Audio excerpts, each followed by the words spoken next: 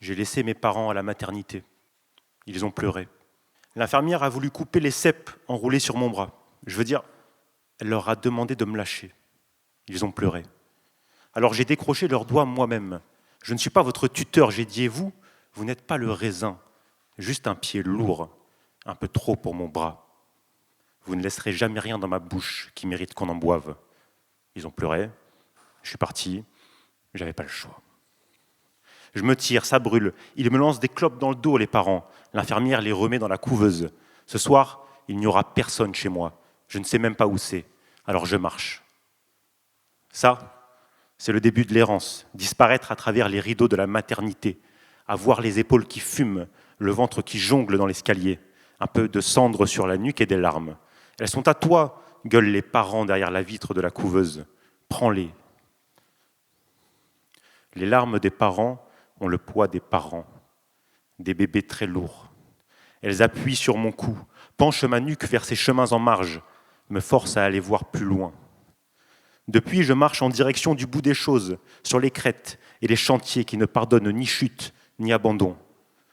Depuis que je marche en direction du bout, je bois de l'eau, je mange du vertige, et dans les gouffres en bas, je les retrouve, mes parents, leurs cils qui se noient sous les larmes, mes parents en couveuse, mes parents froissés. C'est vrai, je les ai laissés à la maternité, alors sur mon épaule, ils les répètent, sans nous, tu n'as nulle part où aller. Ok, je grimpe toujours sur les crêtes et les échafaudages de chantier, jamais de panneaux à qui prendre la main, les pierres rigolent sur mon passage, j'accepte.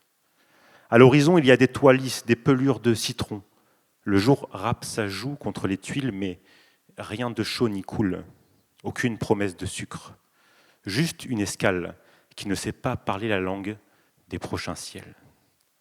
J'ai laissé mes parents à la maternité, le dos qui brûle depuis, et des larmes bavardes, bla bla bla, les problèmes en continu et qui ne sont pas les miens.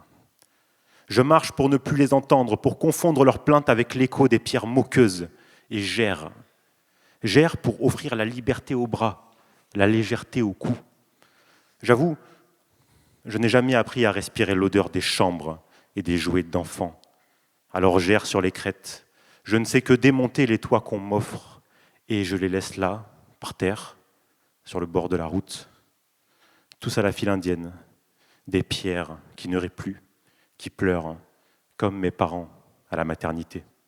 Derrière la couveuse, trempent la vitre avec leurs yeux et disent, la voix mouillée, je ne suis pas un enfant responsable.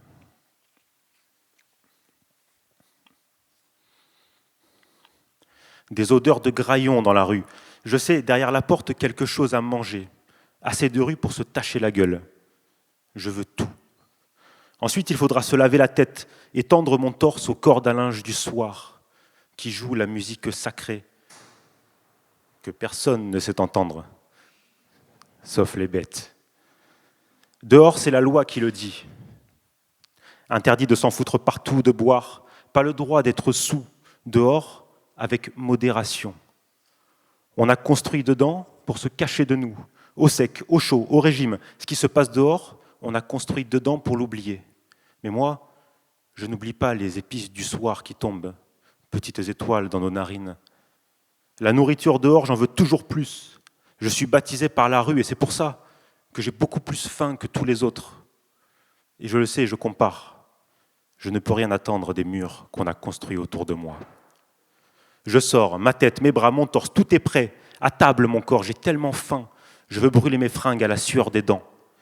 Je passe la porte, donc j'ai ce moteur dans les guiboles, le ventre déployé comme une voile. Allez vite, le festin peut-être, au bout. J'ai laissé les volets pourrir derrière moi. Les fenêtres se fanent. Je n'arrose pas ma planque, c'est vrai, car je n'habite que les trottoirs. Et la nuit. Et le jour tend sa main vers moi. Il veut que je l'emmène au lit, que je le borde. C'est fait. Je trace maintenant, pister du nez le graillon, trouver quelque chose à becqueter dans la vie, de la bouffe, du shit, des filles. Trouver tout ça.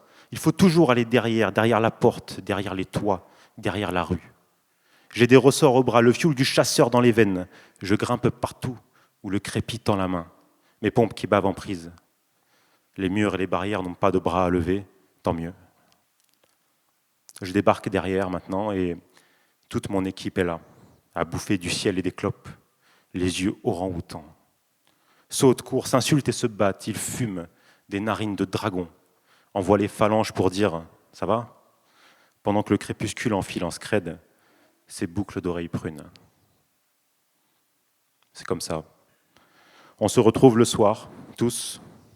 On scotche la solitude sur les épaules d'un pote. On espère. Alors on se tend les poings, on crame par le nez. On attend qu'il descende à nos bouches le kebab mystique et le plan qui mène de l'autre côté de la nuit.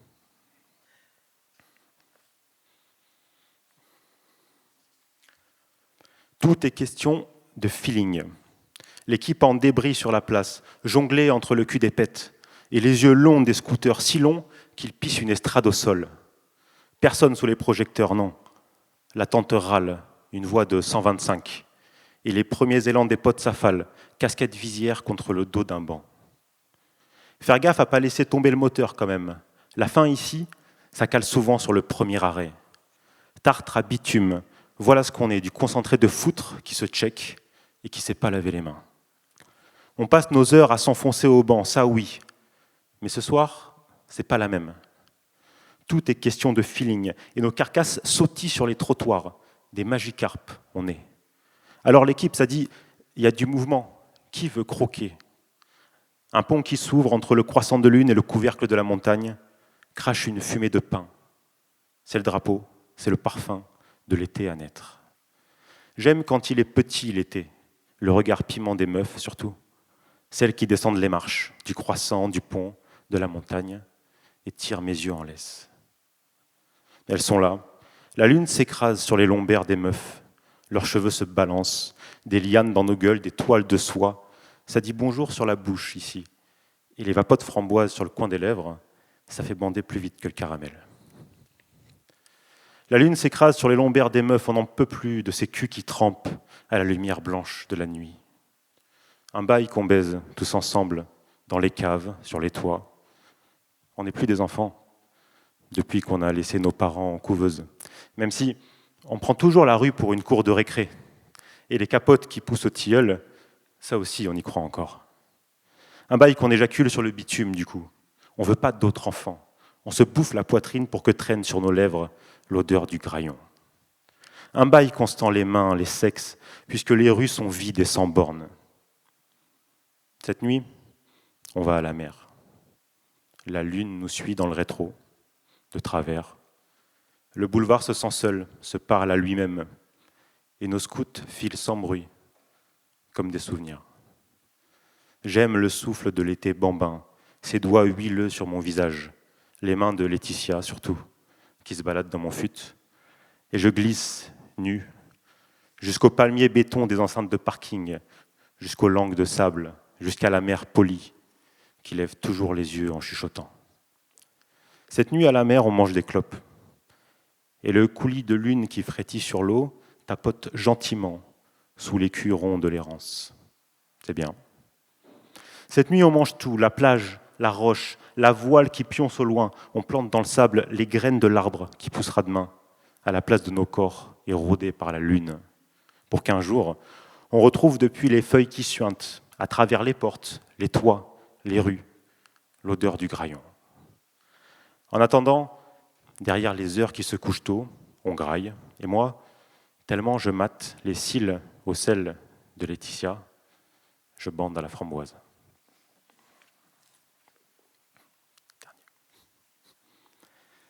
Lendemain de soirée, 10h. Le soleil séquestré dans une bouteille d'ouzo. C'est les dernières fumées qui montent en neige, le champ de bataille, les premières clopes du jour d'après. C'est l'heure déjà, les obsèques de l'ivresse à laisser partir. Et nos muscles brunis comme des filtres s'éventent. On se traîne sur une plage, un canapé. Tout le sucre s'est barré. Les gens vaincus sur des canots de sauvetage, plus que des débris, mon équipe. Alors moi, vestige de la tempête, mains tièdes et salées, je remballe la mer. Cœur lourd puisque je suis seul à la porter. Toutes les mains sont rentrées. Et Laetitia, c'est plus qu'une trace de cul dans le sable. Il faut partir. Dans mon baluchon, j'ai compilé 2-3 morceaux d'hier et d'autres soirs. Des cheveux, l'aile d'une mouette, des bras de toboggan, une vapote aussi. Et l'empreinte de mes pas, un tatouage sur la peau bijoutée de la nuit. C'est lourd à transporter tout ça pour le ventre et sa faim. Les bouts de sourire qui s'entassent, les fragments de ces choses qui sont passées et restent juste là, à portée de voix, sans que les mains puissent tremper dedans une dernière fois. C'est lourd et ça creuse les chemins de rester au carrefour après le festin, d'avouer à ces pompes qu'on n'a nulle part où aller. C'est vrai, j'ai nulle part où aller, tous les chemins sont vides. Sur le boulevard, je marche avec mes 2 avant-bras nus. Ils voudraient bien se couvrir d'ailleurs de la brise affectueuse des lendemains de soirée. On n'y échappe pas, on se les caille. Traîner dans ces matins qui n'appellent rien de sucré. Ce sera sans crêpes ce soir, sans ailes, sans tagada, et ça donne froid, un frisson de solitude. Juste assez de vent pour retraiter l'étreinte des sweats à capuche. Le feu d'hier est mort, j'ai frais. Dans la rue donc je marche frais, tout est blanc, et les impasses se fondent avec la pluie. Dans la rue blanche et presque froide, je suis seul. Il faut l'être pour se retrouver sans suite. Mais jamais je ne retournerai chez mes parents, qui ne payent plus le loyer d'ailleurs, puisqu'ils payent la couveuse de la maternité, et pleurent sur le vide que je laisse au couloir. Non. Aucun mur à mon nom. J'emprunte des morceaux d'oreiller, de couette, m'installe sous le menton d'un pote. Un fragment d'insomnie, je suis. Pardon. Mais jamais je ne défais mon sac, c'est ça la règle. Pouvoir fermer les yeux, dormir tout habillé sous des plaids de poussière, attendre le retour du miel à travers le Vélux, l'odeur du graillon, et tirer les lacets à m'en scalper les doigts, tirer, tirer encore, jusqu'à ce que dans la tronche se dessine enfin un cap, prêt à partir. Les autres, ceux qui voudraient que je taffe, perfusé à une chaise, que je fasse rentrer des thunes et des clous dans mes pompes, et je les écoute pas. Fier de mes poches toutes boursouflées d'amendes, de dettes, j'esquive tout ce qui ressemble à une porte. Je suis pas désolé, non, je marche dans les rues, rien d'autre à faire, j'aime ça. Tambourine le bitume en quête d'une planque, d'une play, d'un paquet de tagada. Simplement m'allonger, un accoudoir pour la descente. Je crois que j'ai trop bu d'amour, de gras, de fiel. Le ciel et la montagne ont tellement dégueulé hier soir qu'ils n'ont plus rien à dire, de toute façon. Merci.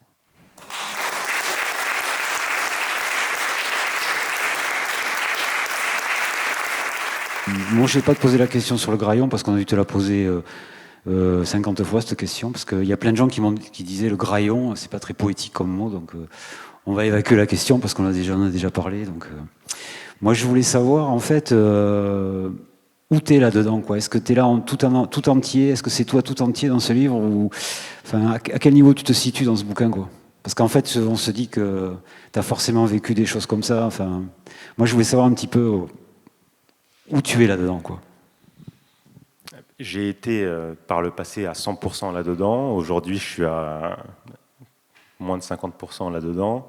Et j'ai écrit ce texte à un moment où justement, je commençais à tirer un bilan de où j'en étais, d'être passé de ce monde du graillon à un monde plus propre, tu vois. Et il y a une nostalgie sans doute, mais il y a aussi, ça m'a surtout poussé à me questionner sur ce que je voulais vraiment. L'odeur du graillon, c'est vraiment cette quête d'intensité qui est possible, à mon sens, hein, que dans un monde où il y a peu de règles. Dans un monde qui est très normé, qui est très encadré, c'est compliqué d'avoir accès à ce type d'expérience. Et donc, ouais, je me situe dans une tension par rapport à ça. Entre, comme tout être humain, besoin de stabilité, je ne peux pas passer ma vie à sauter d'endroit, et en même temps, ce besoin d'intensité. Okay. Moi, quand j'ai lu ton bouquin, j'ai pensé, alors bizarrement, j'ai pensé à un bouquin de David Lopez qui s'appelle Fief. Et c'est marrant parce que quand je t'en ai parlé, voilà, il est là. C'est un roman râpé, on va dire. Ouais. Et alors, je sais pas pourquoi j'ai pensé à un film qui s'appelle Chien de la casse. Parce que il y a le banc qui est présent dans ton livre 2-3 fois, et j'ai pensé à Chien de la casse avec cette espèce de jeune. Voilà. Je voulais que tu nous parles un peu. Ton écriture est quand même très influencée par le rap. Je pense qu'on s'en est rendu compte. Je voulais que tu nous en parles un peu de l'influence qu'a le rap sur ton écriture, en fait. Le rap, ça a été la première musique que j'ai écoutée. Je pense qu'on essayait tous d'écrire des petits textes de rap quand on était gosse, en tout cas dans mon milieu, avec plus ou moins de réussite, quoi. Mais il y a toujours eu ce rythme un peu Un peu d'urgence, un peu scandé, un peu d'urgence. Aujourd'hui, je continue à écouter du rap, même s'il y a d'autres genres musicaux qui m'intéressent. Mais oui, c'est une petite musique qui trotte dans la tête. Et justement, ce texte, je l'ai écrit dans l'urgence, je l'ai écrit assez vite. Et ça n'a pas été conscient, la question du rythme. La question du rythme, on l'a vu avec mon éditeur au moment où on a repris le texte ensemble. Mais ce que tu dis, tu vois, je m'en étais même pas rendu compte au moment de l'écrire. Je ne l'avais pas conscientisé, quoi. Voilà.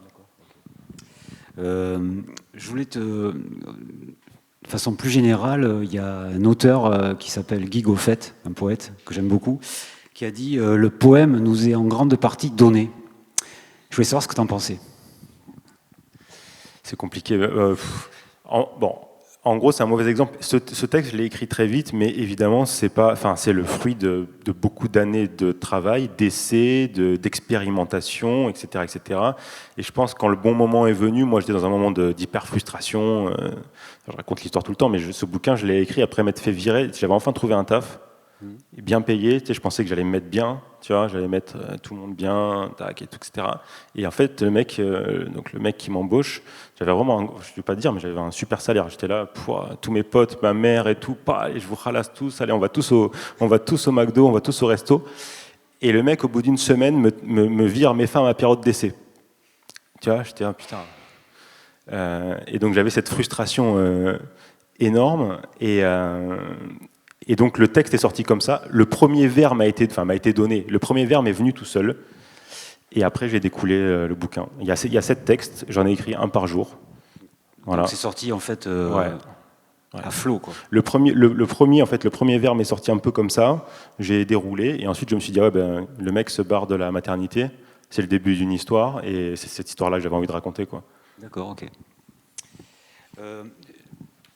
On dit toujours qu'on présente souvent les poètes comme des gens, truc qui est agaçant d'ailleurs, comme des gens qui sont un peu tués dans le cirage, dans les nuées. Et pourtant, en fait, à bien y réfléchir, en chaque endroit du monde, par exemple, où il y a des conflits, chaque lutte, bien souvent, c'est les poètes qui prennent la parole. Je pense aux poètes ukrainiens, je pense aux poètes gazaouis, je pense aux femmes iraniennes. Où tu te situes, toi, par rapport à ça ?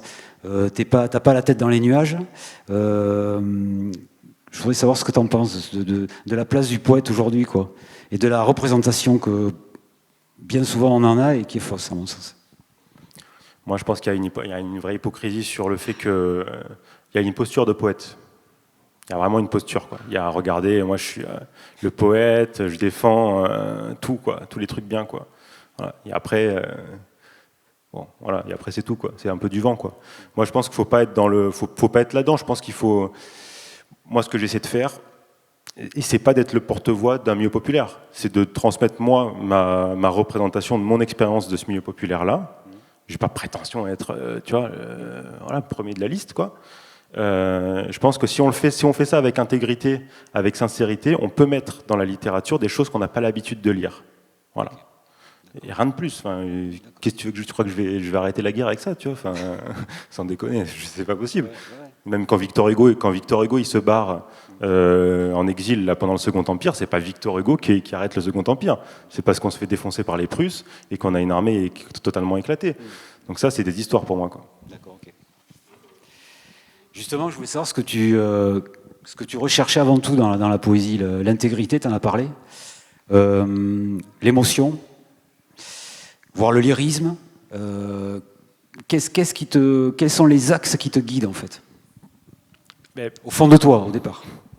Ben oui, c'est vraiment la sensation en plus que l'émotion. Je j'aime être dans une écriture sensorielle parce que en fait j'ai pas envie d'écrire des trucs intellectuels avec des thèses parce qu'en fait je suis personne pour le faire. Si je veux une thèse sur un sujet, je vais prendre un chercheur ou une chercheuse en sociaux. Si eux, il va le dire 100 000 fois mieux que moi, tu vois. Donc non, j'ai envie de passer par.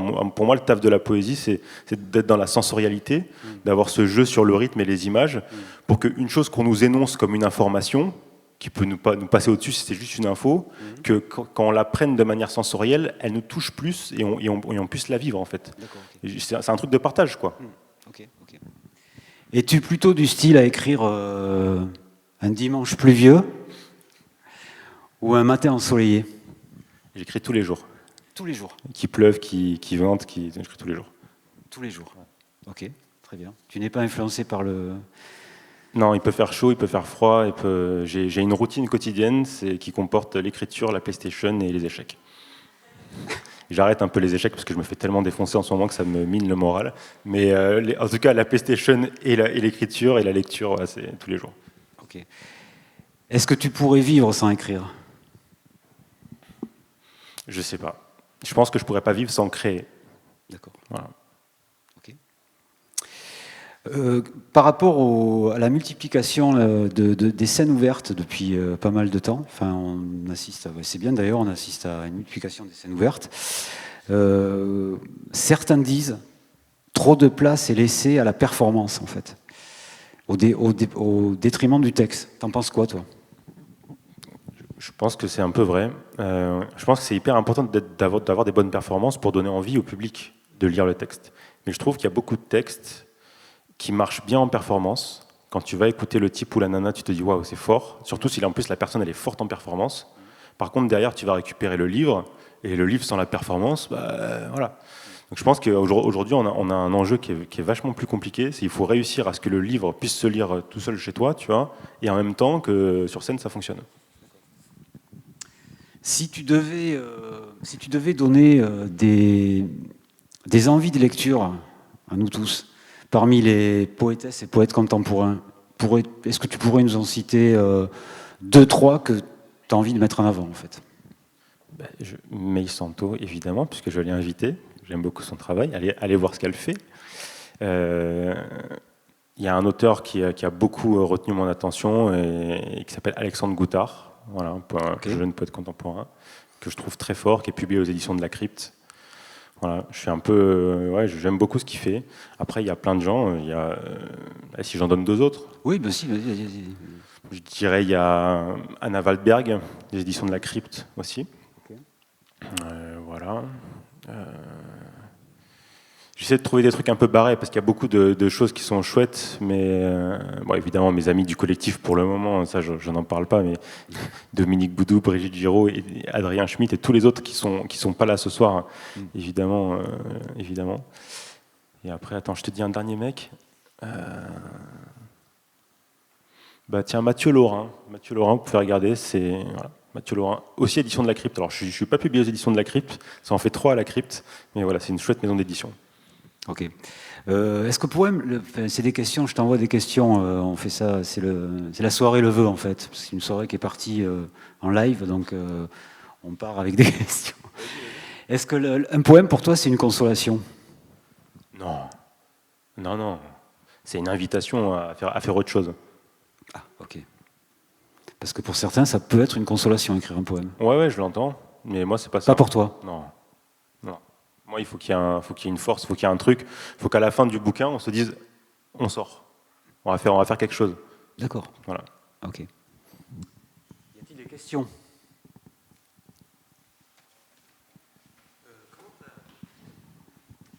Comment du coup, bonjour. Comment du coup t'as digéré le Graillon? Enfin, je veux dire la suite une fois que t'as fini, comment tu passes à autre chose? Je suis passé à autre chose récemment. J'ai mis du temps à passer à autre chose. Parce que ce texte, en fait, il ressemblait à rien de ce que j'avais fait avant. Ça a été un peu un déclic pour moi, ce texte. Et donc, je me suis beaucoup marché dessus avec ce texte parce que je me disais, ok, il est chouette, il faut que j'arrive à faire quelque chose de bien, mais pas à répéter le même truc. Et en fait, j'ai arrêté d'écrire pendant un moment, justement. Après, au bout d'un moment, voilà, il est sorti, j'ai fait quelques lectures, j'ai arrêté d'écrire. J'ai même arrêté de lire, je me suis juste défoncé la tronche avec autre chose, quoi, voilà, pour plus penser à rien. Et là, je reviens avec des lectures. On m'a fait découvrir une poétesse qui m'inspire beaucoup, que je vous invite aussi à lire. Alors elle est morte en 2000, mais il y a un collectif qui essaie de la réhabiliter, qui s'appelle le Gang du roman poétique. Cette poétesse, c'est Hélène Bessette. Hélène Bessette, personne connaît, et pourtant, peu de gens connaissent, et pourtant Hélène Bessette, elle a beaucoup publié, elle a été introduite à Gallimard par Raymond Queneau, et en fait, vous lisez ces trucs, c'est genre juste dingue, quoi. Et donc le fait de lire des bouquins comme ça m'a donné envie de changer de braquet totalement et de retrouver une liberté dans mon écriture, et je pense que c'est grâce à des lectures un peu choc que j'arrive à passer à autre chose. Et l'idée de transformer un peu, comme tu disais, c'était 100% de ton existence, tu es passé à 50%, le fait de transformer ça, est-ce que ça influence aussi la direction de tes textes à l'heure actuelle, ou est-ce que la fin de ton écrit a influencé le changement, ou est-ce que ou est-ce que le changement a influencé la fin de ton écrit, enfin a poussé à la fin de ton écrit en fait? Je pense que c'est la fin de mon écrit qui a provoqué un changement derrière. Je l'ai vraiment pris comme une base, ce texte-là, pour ensuite écrire le prochain, le suivant, là, qui paraîtra dans il y a 1 an, un truc comme ça. Je n'ai pas la date exacte, mais un truc comme ça. Mais donc, je suis resté sur cette base-là, mais comme je te disais, j'ai un peu fait table rase. J'ai changé de forme. Là, juste là, c'est écrit en vers. Je me suis dit, il faut que je fasse un truc en prose, que je change totalement. Mais oui, c'est le changement. Enfin, c'est la fin qui a initié le changement. Voilà. Mais tout à l'heure, tu disais que tu écrivais quotidiennement. Et ça m'intéressait de savoir comment tu faisais pour trouver une matière à exploiter chaque jour nouvelle. Ouais. Si tu avais un rituel, une méthodologie, ou en tout cas comment tu fais pour écrire tous les jours. En gros, moi, j'imagine le travail par phase. J'ai phase 1, phase 2, donc là, par exemple, je suis en train de clôturer une phase que j'appellerais phase urbaine, ou phase tu vois, un peu populaire, on va dire poésie populaire, si tu veux, avec ça et un autre bouquin, donc le prochain qui sortira chez Chêne. Et là, je suis dans une nouvelle phase, une phase numéro 2, qui est une phase plus barrée. Donc je lis des textes plus barrés, et je me lève le matin, je me donne 1 heure ou 2, et j'écris le truc le plus what the fuck possible. Et peut-être ça va être nul à chier, mais tu vois, je me fixe toujours un petit scénario, et j'y vais, quoi. Voilà. Et très souvent, c'est nul, et une fois de temps en temps, je me dis ça mériterait d'être poursuivi. Parfois, là, ça a été le cas il n'y a pas longtemps, je me suis dit ça mériterait d'être poursuivi. Et en fait, non, pas du tout. Ça méritait pas. Pour moi, ça méritait plus d'être poursuivi, donc j'ai re-arrêté. Mais voilà, tous les jours, je me force. Maintenant, c'est une habitude que j'ai prise, quoi. Ok, merci. Et d'écrire quelque chose qui te semble nul, tu le supportes facilement? Ouais, bien sûr. Bien sûr. Parce que la majorité de ce que j'écris, c'est nul. Donc, on garde que les seuls trucs qu'on garde des gens, c'est les trucs qui ont marché. Mais si tu voyais les trucs que j'ai écrits avant, c'est pas terrible. Mais ça ne te décourage pas du tout, jamais. Non, je pense qu'il faut accepter d'être nul pour essayer de progresser, quoi. Enfin, moi, c'est comme ça que je le vois, quoi. Enfin, en tout cas, j'ai un rapport à l'exigence qui m'a été transmis grâce à la musique. Peut-être juste dire un truc sur ça, parce que ça, c'est important, le lien entre tous les arts. Quand j'ai quitté Toulon, j'ai commencé le piano. Et j'ai rencontré une prof de piano qui est une psychopathe, quoi. C'est la meuf, c'est les trucs... je venais en vacances chez elle, elle me dit, c'était très cher, les cours de piano. Elle me disait, je te donne un cours, c'est gratuit. Par contre, tu t'y mets à fond, quoi. Et on faisait 6 heures par jour. Elle me levait 9h midi, 14-17. Elle me torturait. Et en fait, on a fait plusieurs mois comme ça. Ensuite, je suis retourné chez moi, j'ai continué le travail. Et ce travail sur la musique, je me suis rendu compte de l'exigence que c'était. Et j'ai un peu transposé ça à l'écriture. Et je me suis dit, on part toujours de zéro. Et après, on travaille et on voit ce que ça donne, quoi. C'est tout. Et juste avant de repasser le micro, moi je conseillerais plutôt de le lire d'un trait, ton livre. Est-ce que tu es d'accord? Enfin, est-ce que ça te parle comme ça? Ouais, totalement. Je pense que c'est... Enfin, je pense, ouais.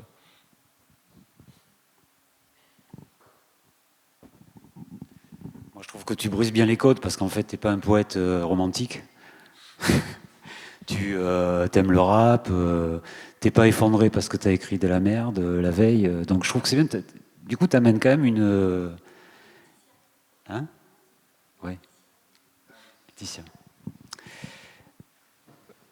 Ouais, non, mais voilà, je trouve que c'est important aussi, parce que ça casse aussi certains clichés aussi, tu vois. Ouais, mais je pense qu'il faut arrêter avec... Enfin, après, nous, on n'est pas comme ça ici, mais je ne vais pas citer des gens, mais il y a quand même une pensée qui veut qu'il y a une forme d'élite, tu vois, qui peut écrire de la poésie, il y a le génie, je sais pas, on ne sait pas d'où ça vient, mais le mec, ça, pour moi, ça ne veut rien dire tout ça. Il n'y a pas de génie ou pas génie, c'est tu bosses ou tu bosses pas. Après, tu as des gens qui ont des facilités plus que d'autres, pourquoi pas, tu vois, je l'ai vu en musique, c'est vrai.